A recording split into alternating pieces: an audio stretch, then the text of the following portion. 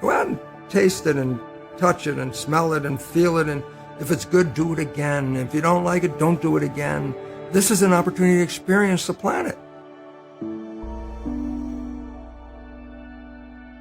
That's the pleasure and the creative aspect. That's why I look at it as heaven. In a body, I am creative. I can build, I can move, I can do things, I can sense things.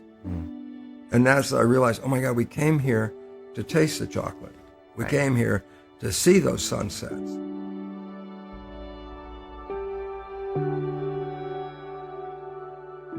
I think that love of everything is the big thing. Wake up and be in love. Be in love with life.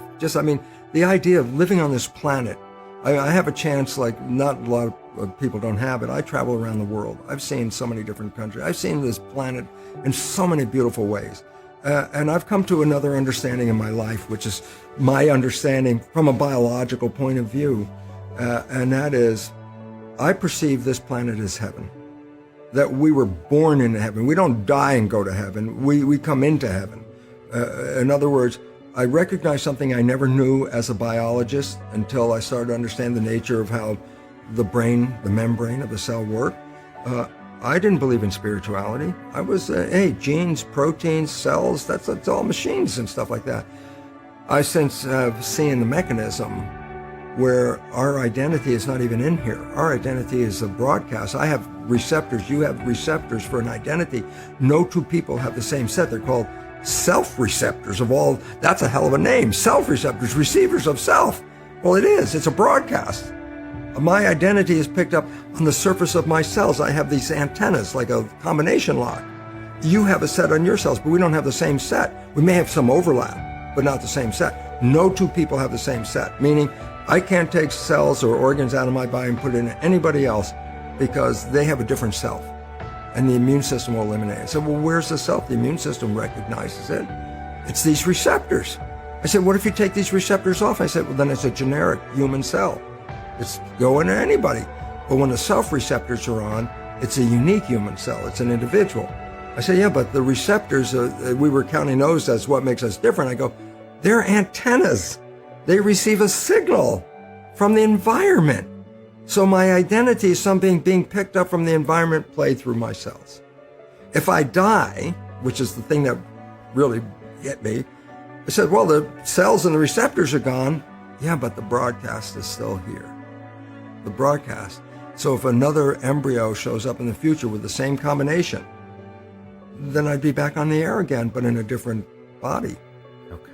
And that's a new observation for you. For me, it blew my mind because I didn't believe in spirituality. Right. So your soul will live on. You will live on. Yeah, and that what we do is an exchange. And as a scientist, when at that moment that I said, "Oh my God, I'm an identity I'm a broadcast," and I said to myself, "Why have a spirit in a body then? Why not just be the spirit?" And my cells, being quite humorous, I think, responded by saying, "Bruce, if you're just a spirit, what does chocolate taste like?" And then it hit me. I said, oh my God, all of our senses are mechanisms. Eyes, ears, nose, taste, touch. They convert our world into sensation. But the nervous system doesn't see pictures or smell things. It just gets the vibrations. And we are converting our experiences into nervous system vibration. The communication is all vibration, electromagnetic vibration. And we broadcast that. And I said, well, where's it going? I said, well, going back to source. A spirit cannot taste chocolate. It doesn't have taste buds. It can't see a sunset. It doesn't have eyes. But if I get into this virtual reality suit and have all these experiences, my nervous system translates them into a vibration and they go back to source. So it's essential being in this body. Yeah, but that's the pleasure and the creative aspect. That's why I look at it as heaven. In a body, I am creative. I can build, I can move, I can do things, I can sense things. And as I realized, oh my God, we came here to taste the chocolate. We came here to see those sunsets and that. And all of a sudden I realized, boy, my programming the first 7 years as a male offset that. Because what did we learn as males generally? Not to be sensitive. Right. And I go, well, that's right away the difference between women and men. Women are allowed to be sensitive. We have shut it off. Why? Well, if you're going to be a soldier, you can't be sensitive. So we have been programmed to be insensitive. Of course, that makes a crap relationship with women who are sensitive because they look at it, oh, you're an insensitive lout, and it's like, that was my programming. I thought, wow, what a waste of a life to cut off those sensory experiences.